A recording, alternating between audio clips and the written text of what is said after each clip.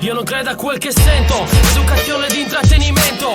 Mi rendo conto che vanno sparendo, stanno sparando cazzate, cagate, convinti che nessuno se ne accorga e non colga che ciò che sgorga dalla sua bocca tocca filtrarlo. La percentuale di reale basta, da ciò che filtra posso trarlo. Come si spiega la piega che ha preso il largo nelle menti degli MC, che sono ormai senza argomenti, puttane, pistole e piste. Sono le sole tematiche prese in esame. Tu fatti un esame, cosa succede? Che se si eccede ad ispirarsi, poi si cede, si copia, si inventa e si diventa falsi. Si tende a sembrare, a smembrare il proprio essere, a tessere trame da infame che con te non ha un legame.